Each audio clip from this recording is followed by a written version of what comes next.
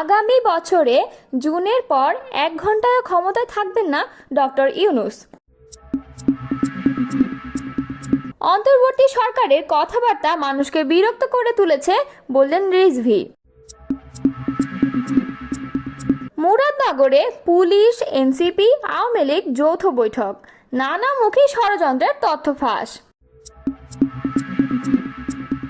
এতক্ষণ শুনছিলেন সংবাদ শিরোনাম, এবারে বিস্তারিত।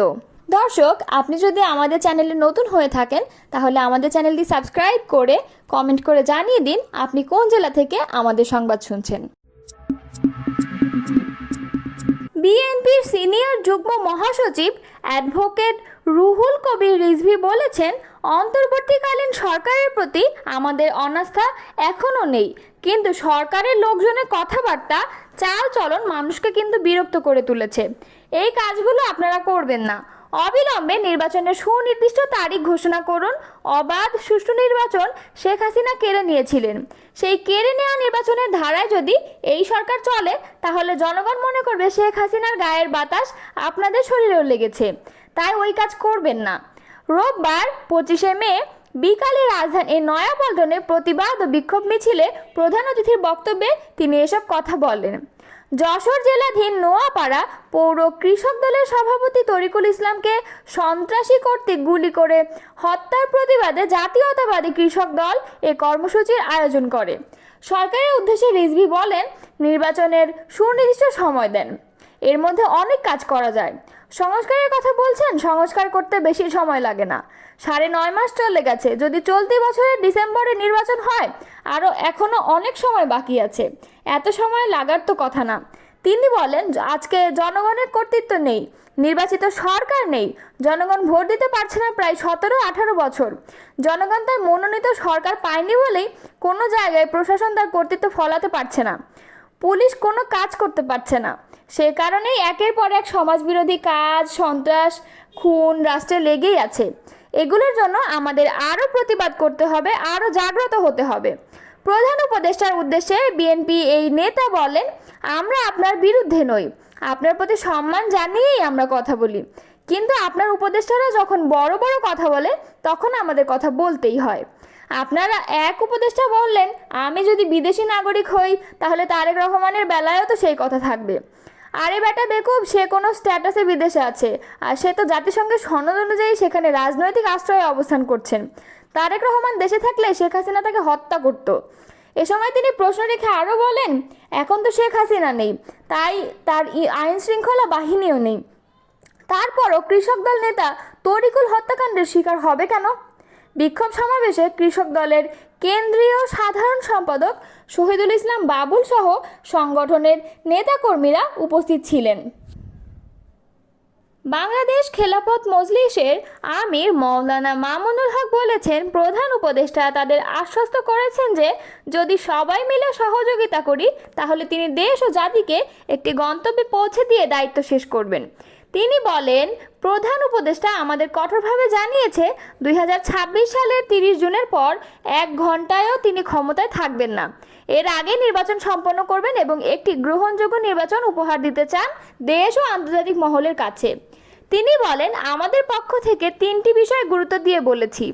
আমরা প্রধান উপদেষ্টাকে বলেছি, সংস্কার নিয়ে এখনও সরকারের পক্ষ থেকে কাঙ্ক্ষিত কোনো লক্ষণ দেখতে পাচ্ছি না, এটি একটি অনিশ্চিত পথে হাঁটা, তাই আমরা চাই সুনির্দিষ্ট লক্ষণ বা পদক্ষেপ নির্ধারণ।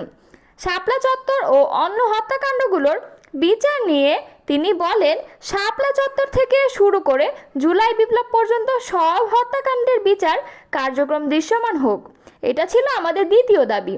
তিনি আমাদের আশ্বস্ত করেছেন যে খুব শিগগির এ বিষয়ে অগ্রগতি দেখা যাবে এবং একটি দুটি হলেও বিচার দৃশ্যমান হবে।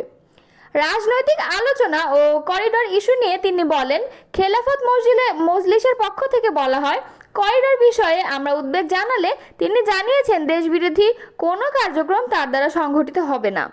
যে কোনো বিষয়ে রাজনৈতিক দলগুলোর সঙ্গে আলোচনা করেই সিদ্ধান্ত নেওয়া হবে। নারী সংস্কার কমিশন ও নির্বাচন প্রসঙ্গে মামুনুল হক বলেন, নারী সংস্কার কমিশন নিয়ে আমাদের উদ্বেগের কথাও জানানো হয়েছে। এ বিষয়ে তিনি আশ্বস্ত করেছেন, কোনো বিতর্কিত ইসলাম বিরোধী আইন বাংলাদেশে কার্যকর হবে না। নির্বাচনের সময় নির্ধারণের বিষয়ে তিনি বলেন, আমরা স্পষ্টভাবে বলেছি নির্বাচন নিয়ে যেন বিভ্রান্তি না থাকে, সুনির্দিষ্ট সময় ঘোষণা করা হোক। উত্তরে তিনি বলেছেন ২৬ সালের জুনের মধ্যে নির্বাচন সম্পন্ন করা হবে। তিনি বলেন, বিশ্ব দরবারে বাংলাদেশকে সম্মানের জায়গায় নিতে চেয়ে প্রধান উপদেষ্টা আমাদের সহযোগিতা কামনা করেছেন। কার্যক্রম নিষিদ্ধ আওয়ামী লীগের বিরুদ্ধে মিডিয়ায় জিরো টলারেন্স ভূমিকা ও ফ্যাসিবাদী বিরোধী ঐক্যের ডাক দিলেও কুমিল্লার মুরাদনগরে তাদের সঙ্গে বন্ধুত্বপূর্ণ সম্পর্ক জাতীয় নাগরিক পার্টির। পতিত শেখ হাসিনার সরকারের মতো প্রশাসনকে ব্যবহার করে আওয়ামী লীগের নেতাদের দিয়ে রাজনৈতিক কর্মকাণ্ড পরিচালনা করছে নতুন দলটি। ছাত্র জনতার অভ্যুত্থানে ৫ আগস্ট ফ্যাসিস্ট আওয়ামী লীগ সরকারের পতন হলেও কুমিল্লার মুরাদনগরে এখনও সক্রিয় দলটির নেতাকর্মীরা। নৌকা প্রতীকে নির্বাচন করা চেয়ারম্যানরা উপদেষ্টা আসিফ মাহমুদ, সজীব ভুঁইয়ার বাবার আশ্রয়ে এখনও বহাল রয়েছেন বলে গুঞ্জন আছে। একই সঙ্গে স্থানীয় বিএনপির নেতাকর্মীদের কোণঠাসা করার চেষ্টার অভিযোগও উঠছে অন্তর্বর্তী সরকারের উপদেষ্টা আসিফ মাহমুদ, সজীব ভুঁইয়ার বিরুদ্ধে। বিএনপি ঘাঁটি হিসেবে পরিচিত মুরাদনগরে বিএনপিকে ঠেকাতে আওয়ামী লীগের সন্ত্রাসীদের দিয়ে বিভিন্ন ইউনিয়নে শোডাউন করছে আসিফ মাহমুদ, সজীব ভুঁইয়ার বাবা ও তার চাচাতো ভাই ওবায়দুল্লাহ। ৮ মে আওয়ামী লীগের সব কার্যক্রম নিষিদ্ধ হলেও রাতে দলটির সাবেক এমপি ইউসুফ আবদুল্লাহ হারুনের মিডিয়া উইং যুবলীগ নেতা আরিফের সাথে উপদেষ্টা আসিফ মাহমুদ, সজীব ভুঁইয়ার বাবার গোপন বৈঠকের ছবি সামাজিক যোগাযোগ মাধ্যমে ফেসবুকে ভাইরাল হয়। এরই মাঝে মুরাদনগর থানার ওসি জাহিদুর রহমানের আশ্রয় প্রশ্রয়ে মুরাদনগর সদরে অবৈধ ড্রেজার ও মাদক ব্যবসা সহ সব বেআইনি কার্যক্রম চালিয়ে যাচ্ছেন বৈষম্য বিরোধী আন্দোলনে শিক্ষার্থীদের উপর হামলাকারী আওয়ামী লীগ নেতা আশরাফ মেম্বার।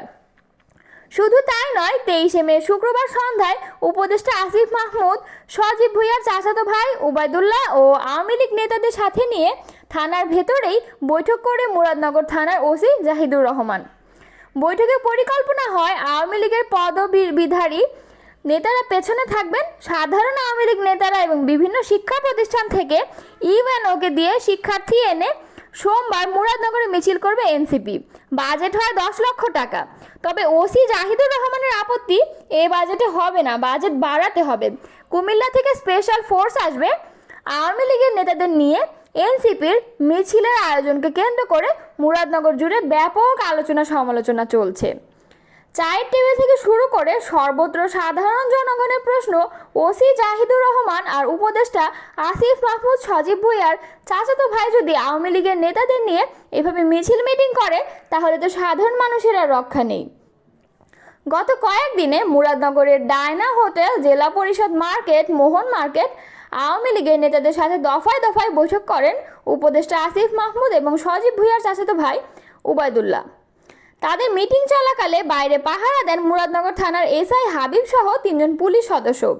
উপদেষ্টা আসিফ মাহমুদ, সজীব ভুঁইয়ার চাচাতো ভাই ও ওসি জাহিদুর রহমানের সাথে বৈঠকে উপস্থিত ছিলেন মুরাদনগর সদরের সাবেক চেয়ারম্যান আওয়ামী লীগ নেতা মোস্তাক আহমেদ মাসুদ, জেলা কৃষক লীগ নেতা আশরাফ মেম্বার এবং তৌহিদ মেম্বার সহ আওয়ামী লীগের ডজন খানেক অস্ত্রধারী নেতা।